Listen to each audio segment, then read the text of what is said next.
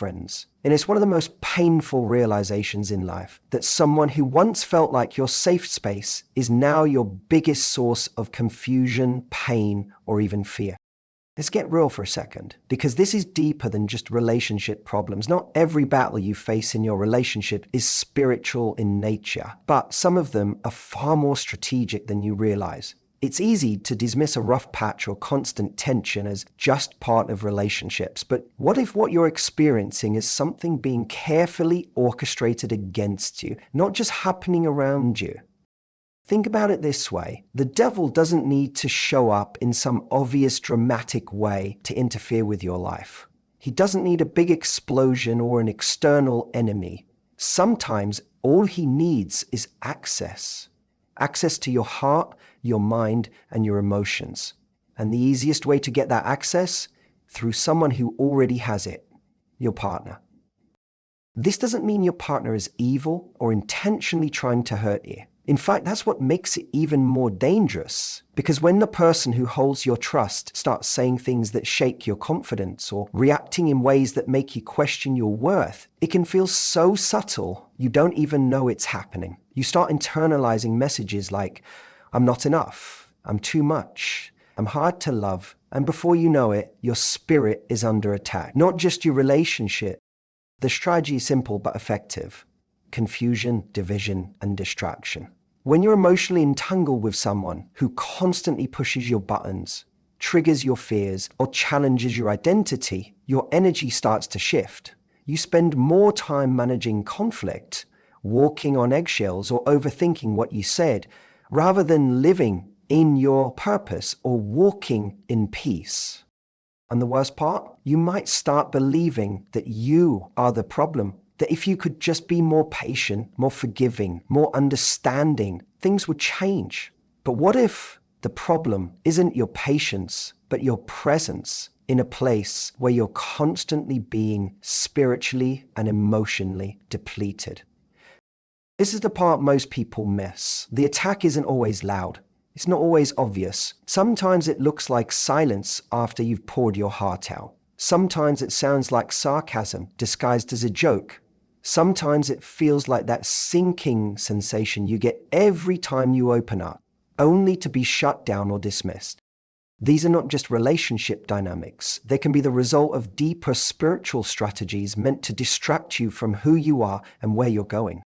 That's why awareness matters. You have to start recognizing when the relationship isn't just hard, but harmful. When it's not just a communication gap, but a consistent pattern of emotional sabotage. Because once you see it, you can't unsee it. And once you name it, you can choose how to respond. You can stop fighting each other and start fighting for your peace.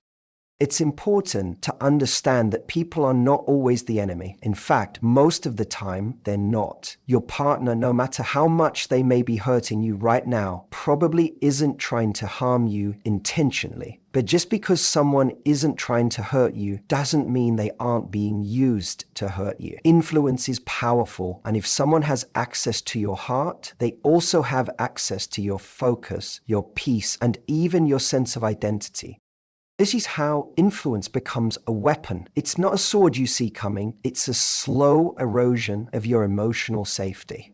It's how someone you love deeply can end up being the source of constant tension, confusion, or anxiety in your life without even realizing the damage they're doing. 1 minute you feel loved and supported, the next you're walking on eggshells, unsure of what version of them you're going to get today.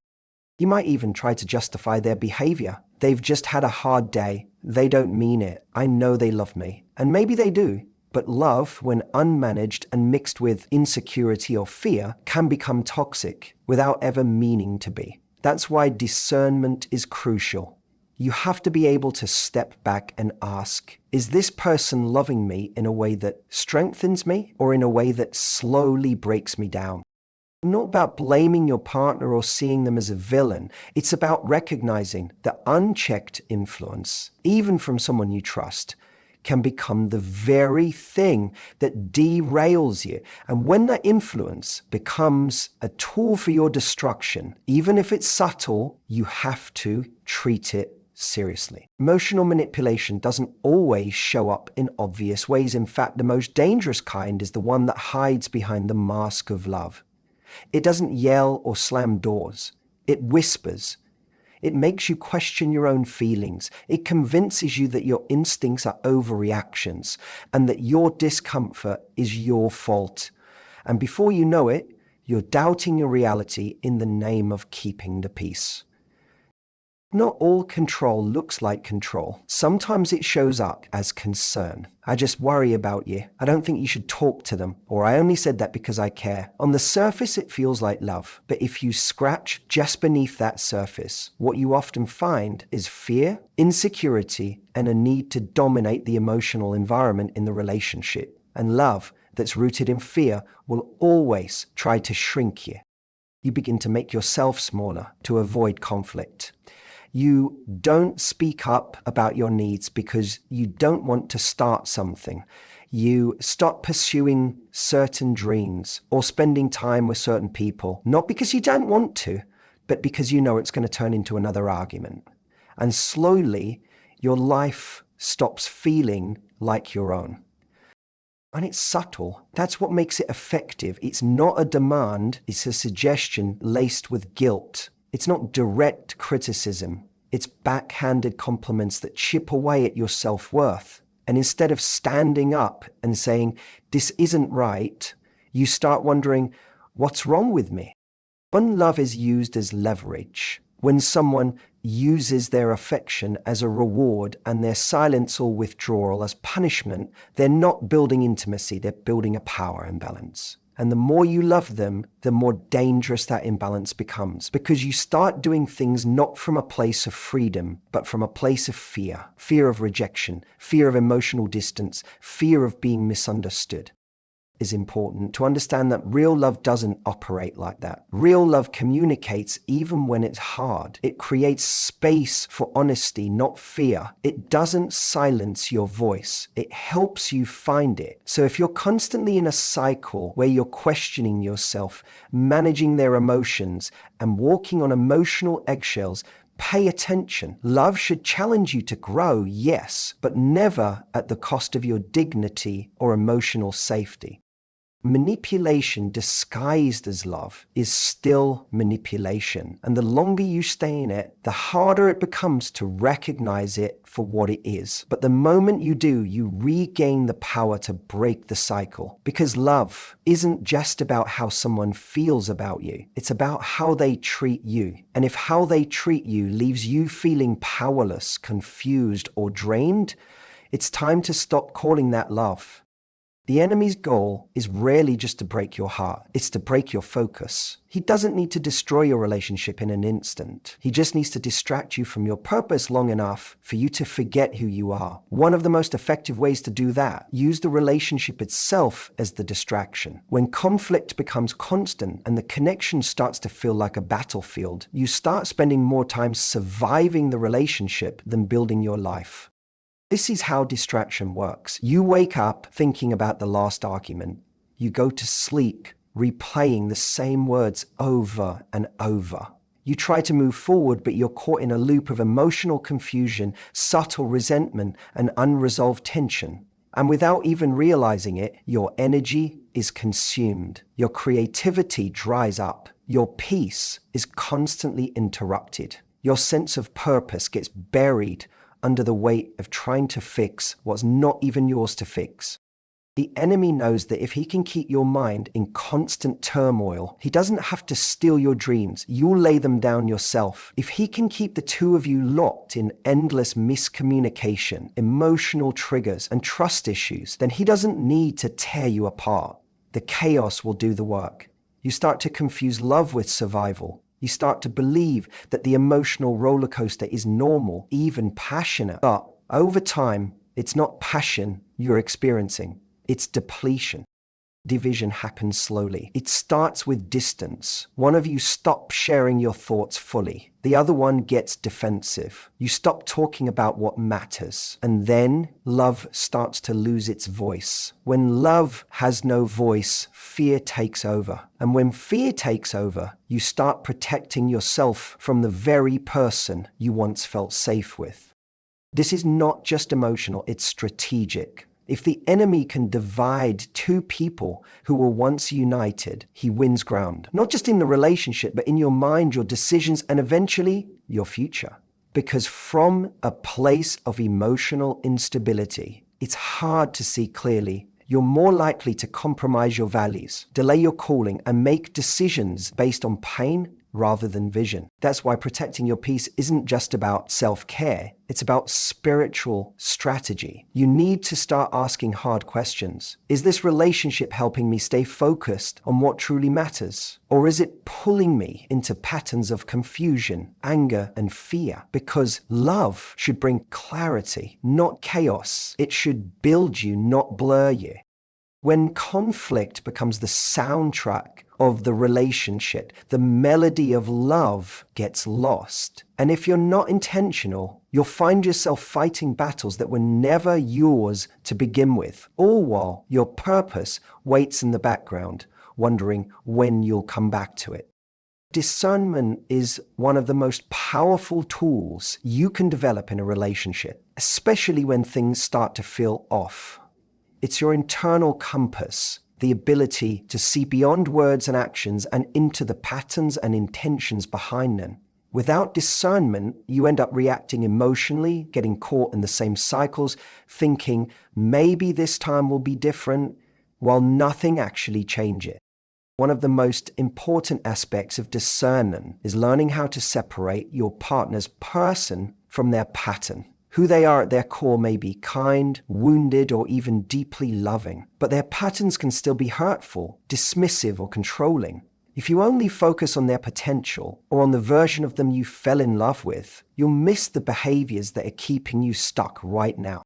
Discernment gives you clarity in the chaos. It lets you step back and see what's really happening here. Are we growing, or are we just cycling through the same arguments in new packaging? Is this love deepening, or is it becoming conditional? Is their behavior a response to a bad day, or is it a consistent pattern that keeps me feeling anxious, unseen, or small? And you don't have the discernment. You make decisions based on emotion. You stay because of how things used to be or because of how good the relationship is during the highs, while ignoring the damage done during the lows. But discernment teaches you to read the full pattern, not just the highlight reel. It trains you to stop confusing familiarity with safety and history with health. Someone can love you deeply and still not know how to love you well. They can mean well, but still do harm. And without discernment, you'll personalize their dysfunction, thinking that if you were just more patient, more quiet, more forgiving, it would all get better. But it's not your job to fix a dynamic you didn't break. It's your job to see it clearly and respond wisely. Discernment doesn't always mean walking away. Sometimes it means setting better boundaries. Sometimes it means recognizing a moment where compassion is needed. But other times it means accepting that the pattern isn't going to change because the person doesn't want to or isn't ready. And when that's the case, discernment gives you permission to choose peace over potential. It's not about judgment, it's about wisdom. About tuning in to what your spirit already knows, but your emotions have been trying to silence. Because when you start responding from a place of clarity instead of confusion, from truth instead of fear, you don't just protect yourself, you honor your future. Love without discernment is dangerous. It keeps you tied to people who may care about you, but who don't have the capacity to truly walk with you. Discernment gives you the eyes to see that difference. And sometimes seeing clearly is the most loving thing you can do for both of you. There comes a point in every relationship where you have to face the hard truth. Not everything is meant to be fixed. Not every connection is meant to be carried forever. Sometimes the most loving thing you can do for both yourself and the other person is to know when to stand your ground, when to step back, and when to walk away. Standing your ground means holding on to your values even when it's uncomfortable. It's refusing to lose yourself in the process of loving someone else. You're not being difficult when you speak up about your needs or when you set emotional boundaries. You're being honest. And real intimacy can only exist where truth is allowed. If every time you express a concern, it turns into a fight, or you're met with defensiveness or guilt tripping, that's not partnership. That's emotional imbalance. There are times when the relationship is still worth fighting for, but you can't be the only one fighting. If your partner isn't willing to acknowledge the issues, do the work, or even listen with an open heart, then you standing firm becomes more about survival than strength. That's when you might need to step back, not as punishment, but as protection. Sometimes distance gives you perspective. It helps you see whether the connection was real or just routine, whether the love you were building was mutual or one-sided. Stepping back doesn't mean giving up. It means giving space for both of you to see clearly. You can't heal in a space that keeps reopening the same wounds. You can't find your center if the emotional climate is always unstable. Sometimes that space will reveal that both of you were acting out of fear or pain, and with healing, there's room for reconnection. But other times, space will make something painfully clear. This relationship is costing you more than it's giving you. And when you reach that point, when it's not just conflict, but a repeated cycle of emotional damage, it might be time to walk away. Not out of bitterness, not because you stopped loving them, but because you started loving yourself enough to stop settling for survival. Walking away isn't failure, it's clarity. It's choosing to protect your peace over preserving an illusion of love. Because real love doesn't ask you to abandon yourself to keep it alive. Some relationships are assignments, not destinies. They were meant to teach you, not to tether you. The devil loves to keep people stuck in places they've outgrown by convincing them that leaving is weakness.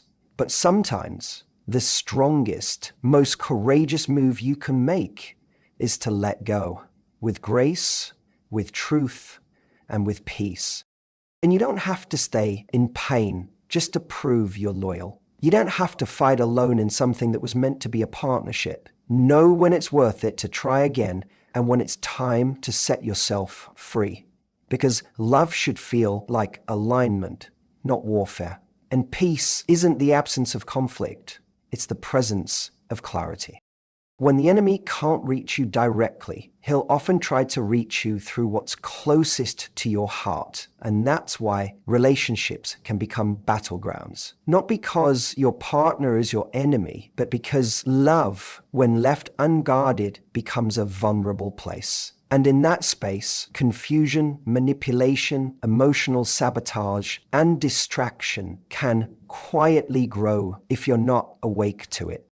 And here's the truth. You are not powerless. You are not blind. You have been given wisdom, discernment, and the right to protect your peace. This isn't about walking away at the first sign of difficulty. It's about knowing the difference between a relationship that's growing through challenges and one that's keeping you stuck in cycles of harm.